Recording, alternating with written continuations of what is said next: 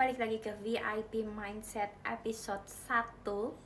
Bagaimana seorang queen atau seorang ratu merubah apa yang pernah menyakitinya menjadi kekuatan terbesar dalam dirinya. Kita akan bahas di VIP Mindset episode 1. Of all, I would like to say thank you for link.id for giving me this kind of awards for the top 1% earner in February 2025. And it's also become more power for me. Okay, since aku menulis buku-buku atau ebook yang berjudul Menjadi Wanita Tenang dan Harta Tahta Wanita ini berasal dari hasil kontemplasi aku, pengalaman aku, dan lain sebagainya. Ya, that's why I put this kind of crown here untuk menunjukkan ke kalian girls bahwa you can turn your pain into your power. Kalian bisa mengubah luka-luka kalian, memeluk luka-luka kalian yang lama dan menjadikannya kekuatan terbesar di dalam diri kalian, ya. Dari itu udah aku buktikan sendiri, aku bisa melakukannya, aku bisa sharing tentang pengalaman aku, menginfluence kalian untuk menjadi wanita yang lebih tenang, menjadi wanita yang lebih bijak dan punya VIP mindset. Dan sampai akhirnya aku membuat channel YouTube, dan ini adalah episode pertama untuk episode VIP mindset dengan tema How to Turn Your Pain into Power. Bagaimana mengubah luka kamu menjadi kekuatan terbesar kamu. Basically karena apa? Karena kita bukan korban, melainkan kita adalah pemenang. Kita adalah pemeran utama dalam hidup kita. Oke, jadi apa sih pertama-tama yang harus dilakukan supaya our pain, luka kita bisa menjadi our biggest power? Yang pertama kita lakukan adalah harus sadar. Oke, sadar apa sih, Kak? Sadar bahwa kita mengalami sebuah challenge dan kita sadar apa yang kita alami tadi, ya. For example, kamu mendapatkan challenge di lingkungan keluarga. Kamu sadar nih ada yang gak beres nih di lingkungan keluarga aku. Apakah ini? Bagaimanakah polanya? Kenapa bisa terjadi? Apakah yang mengakibatkan ini terjadi? Ada luka apa di masa lalu oleh orang-orang yang di keluargaku ini? Ya, kamu pelajari, kamu sadari, dan kamu pelajari tentang hal tersebut, sehingga kamu akan mempunyai manuver tertentu untuk hadapi hal tersebut, ya. Jadi kamu tahu dulu nih challenge-nya apa. Kamu edukasi diri, sehingga kamu punya manuver untuk menghadapi itu bagaimana supaya bisa menjadi tetap tenang, tidak mengganggu hidup kamu dan lain sebagainya.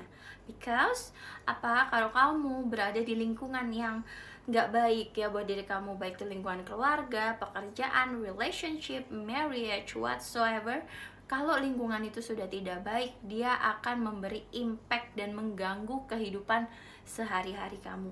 Bahkan aku sendiri pun ya dulu sempat sampai harus selalu secara konstan ke psikiater dan juga psikolog. Ya, aku buka di sini. Kenapa? Karena aku nggak malu dan aku sadar bahwa pada saat itu harus ada yang diubah, harus ada yang dibenahi. Apakah itu? Akhirnya aku datang ke psikiater.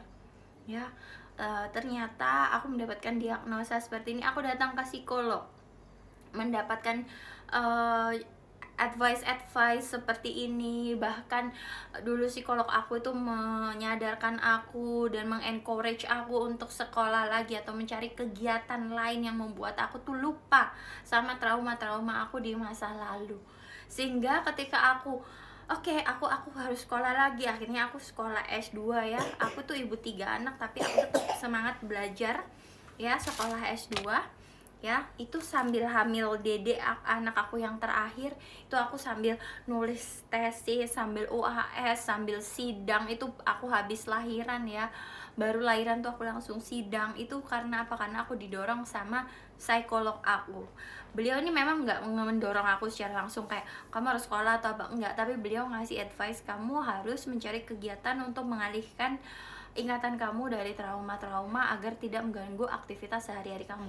Akhirnya aku putuskan ya, saat aku kontemplasi, aku gini, apa yang harus aku lakukan? Aku ingin menambah value aku, nilai aku. Akhirnya aku putuskan untuk sekolah lagi.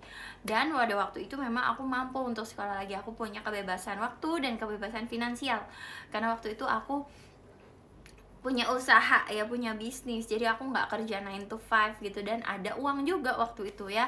Jadi instead of aku itu menginvestasikan uangku ke hal-hal yang tangible doang, aku juga menginvestasikan ke hal-hal intangible seperti yang dari leher ke atas, atau menambah gelar aku menambah studi aku ya. Dan selama studi pun I do my best ya. Aku bilang tadi kan, I turn my pain into my power. Oke, jadi I do my best. Kenapa? Karena aku ingin berdaya. Aku tidak ingin terpuruk lagi seperti dulu. Aku harus berdaya. Apa yang aku harus lakukan? Akhirnya aku menulis ya 7 publikasi. Semangat banget, karena ya waktu itu aku bener-bener rajin banget melakukan penelitian. Bahkan di tugas-tugas biasa pun tuh aku jadiin jurnal, aku publikasikan. Aku semangat banget. Padahal walaupun aku waktu itu hanya sekolah di salah satu PTS ya. Kalau kamu main ke LinkedIn aku, kalian tahu aku kuliah di mana aja, S1-nya di mana, S2-nya di mana, itu semuanya kelihatan di situ ya. S1-nya aku di PTN di Surabaya, tapi S2-nya aku karena sambil hamil tadi ya, sambil ngasuh anak aku juga, jadi aku masuk ke PTS karena dengan harapan waktunya lebih fleksibel. Dan ternyata benar, alhamdulillah aku tuh sampai dipanggil menjadi mahasiswa terbaik ketiga. Wow. So, apa yang aku bilang, turn your pain into power. Ketika kamu tuh sadar, kamu berusaha mencari bantuan, kamu mengedukasi diri, maka kamu akan dihadapkan pada orang-orang yang benar-benar ingin menolong kamu, memberi kamu petunjuk ya. Dan tugas kamu hanya mengikuti itu, diterima ya, jangan dilawan, diterima, diikuti, dan sesuaikan dengan intuisi kamu. Maka itu akan membuat hidupmu jauh lebih baik. Kalau tadi aku udah cerita prestasi aku karena my pain tadi ya, prestasi akademis lah ya. Sekarang aku mau cerita prestasi non akademis. Apakah itu? Yes, aku adalah ibu rumah tangga yang balik bekerja lagi setelah karir gap 5 tahun. Ya, aku tuh keluar dari korporasi itu 5 tahun ya, bisnis sendiri sambil sekolah, dan aku balik lagi ke dunia korporasi setelah karir gap tadi. Bagaimana caranya aku bisa kembali lagi setelah karir gap tadi? Ya, itu karena dalam 5 tahun ini aku sambil sekolah ya, sambil mengasah otakku juga. Jadi ketika aku jump back to the working market, aku bisa selling myself. Oke. Dan aku nambahin juga diriku di sertifikasi dan lain sebagainya. Beside my that kind of job ya, beside my job yang tadi yang di korporasi, di sela-sela waktu senggangku aku juga rajin bikin konten kan buat kalian wanita tenangku. Dan aku juga nulis ebook yang berhasil membawaku pada penghargaan dari Link ID tadi ini ya, yang wow, ini terbuat dari kayak besi gitu ya, ini berat banget.